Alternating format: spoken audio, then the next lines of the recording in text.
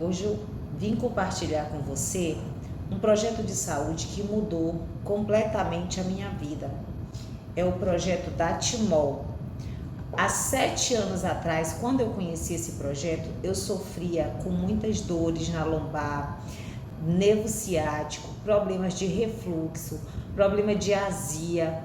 Eu já tinha desenvolvido ansiedade por não dormir direito devido às dores e os problemas com refluxo. Isso causou também bruxismo. E quando eu acordava, a minha mandíbula estava muito doendo e eu não sabia o que era, e era por consequência dessa ansiedade, que tudo começou devido a essas dores intensas que eu estava sentindo. E eu fui apresentada a esse projeto.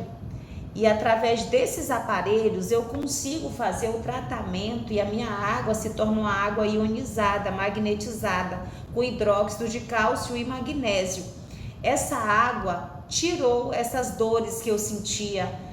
Antes eu não podia tomar café, eu não podia comer pão, eu não podia sequer pensar em comer uma farofa.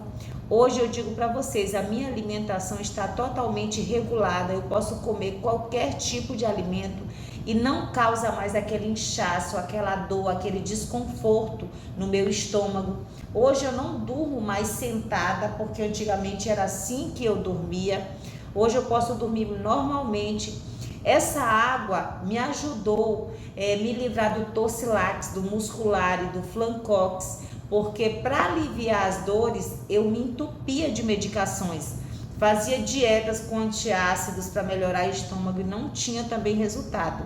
Então eu quero que você também conheça essa água que hoje eu posso dizer com segurança, ela serve como meu remédio e hoje eu tenho qualidade de vida.